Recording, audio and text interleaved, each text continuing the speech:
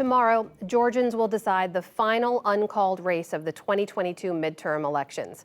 The runoff contest between Democratic Senator Raphael Warnock and Republican Herschel Walker comes after neither received a majority of the vote in November. Unlike last year, the race will not determine the balance of power in the Senate, but it is still neck and neck with record numbers of early voting. Laura Barone-Lopez traveled to Georgia and has this report. Let's go to Kev, come on over. Outside a polling place in a Decatur shopping mall are some of the people that turned Georgia blue in 2020, now trying for a repeat. Oh, I see you dancing, come on now. That's right. You doing all right? Can I give you a fist bump? Oh! Here and all over the state, the mobilizing group Black Voters Matter offers a free T-shirt for a voter's phone number. Now all you gotta do is forward that to 5 friends. If everybody we touch tells 5 other people, guess what? That's how we build an army. That's how we build a movement. Cliff Albright is one of the group's founders and has lived in Georgia for over a decade.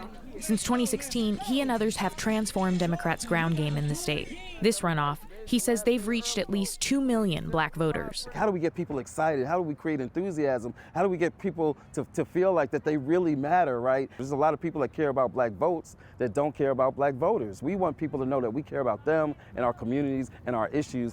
Many we spoke to in this predominantly Black and Democratic area were backing Senator Raphael Warnock, a pastor at the nearby Ebenezer Baptist Church, where the Reverend Dr. Martin Luther King Jr. once preached. Are you ready to win this election? Warnock holds a slight advantage in recent polls as he fights for a full 6-year term against Republican Herschel Walker, a Georgia football legend with a full-throated endorsement from former President Donald Trump. Georgians at this early voting site in Atlanta have been waiting in line for more than an hour as they try to cast their ballot. Walker and Senator Warnock have had only 28 days instead of 2 months to get voters to the polls a second time. What they've done to this country in 2 short years, we give them any more time, we won't recognize America again. Republicans see critical ground to make up. Walker finished narrowly behind Warnock last month, but he received 200,000 fewer votes than Republican Governor Brian Kemp. The two campaigned together to try to close that gap, with Kemp making the case that Walker would vote to support law enforcement and cut taxes in the Senate. Do you want a guy that represents our values like Herschel Walker? Do you want somebody that stood with Joe Biden 96% of the time? For months, Walker has faced a barrage of scandals, including multiple allegations of domestic abuse, and 2 former partners who have said Walker pressured and paid for them to have abortions, which is at odds with Walker's anti-abortion stance. At a Walker event in deep red Muskogee County, Republican voters either took the football star at his word or said they wanted a reliable vote against President Joe Biden's agenda. Stands for the values that I stand for. I'm a pro-life person. I don't like the policies of the Biden administration. What did you make of the reports about the fact that he paid for an abortion for one of his ex-girlfriends? You know, I don't know what to believe anymore. You know, people can say anything. I also believe in redemption, and I believe people can make mistakes and turn their lives around. Those allegations and repeated gaffes have Republicans worried about Walker's ability to turn out conservatives and some 81,000 who backed the Libertarian candidate in November. Walker supporters hope to win them back. Bauki Vu is skeptical.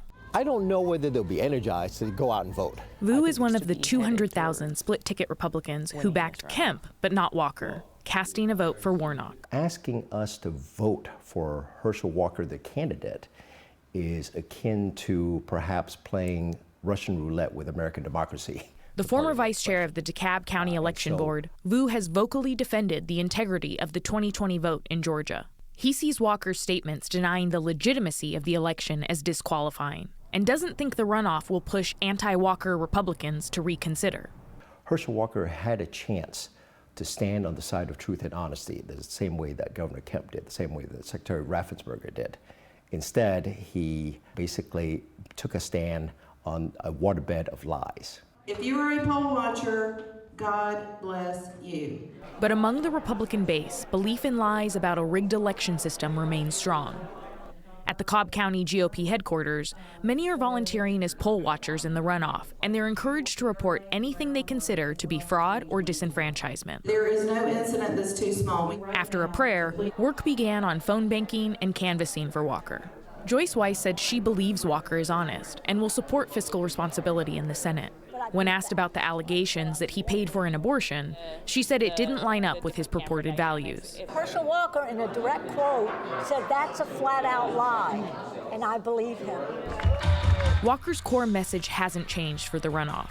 I'm that warrior for God. His stump speech likened a vote for Democrats to sending Georgia to hell, and focused on transgender players in sports and gender identity. What the heck is a pronoun? I already know what a pronoun is, but yet I can tell you what, we're going to give him a pronoun. Let's give him former senator pronoun. That's his pronoun. This race is about character and competence. Warnock is also pulling from his general election playbook, bringing back former President Barack Obama to rally voters in Kirkwood. I am back, yes we can. Roughly 5,000 people packed into Pullman Yards, a historic rail yard turned event venue, to hear him speak. Keep mobilizing. Multiple Black Georgians told NewsHour they viewed Walker's candidacy as an attempt by Republicans to win them over through representation rather than substance. 69% of white voters compared to just 3% of Black voters support Walker, according to a recent CNN poll.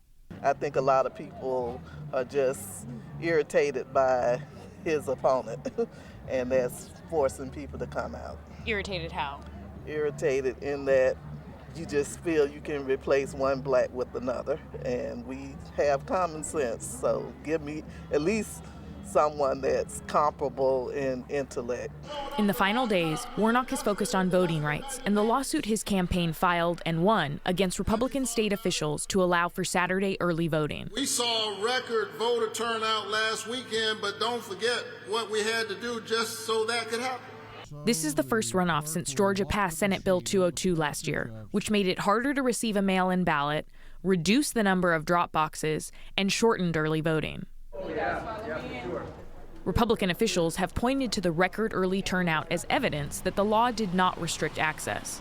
But Albright says those changes made a difference. 2 years ago, we were able to spend a month just registering new voters just for the runoff that weren't eligible for the general. We could not do that because in a 30-day period, the cutoff for voter registration was actually the day before the general election. Hello, hi. How are you doing today? Black PAC, like other Get Out the Vote organizations, is reaching millions of voters by repeatedly knocking on doors until the last days before the election. Hello, I'm with Black PAC, reminding people about the election on the 6th. Senate control may already be determined, but the stakes for an increasingly diverse Georgia couldn't be higher. For the PBS NewsHour, I'm Laura Barone Lopez in Atlanta, Georgia.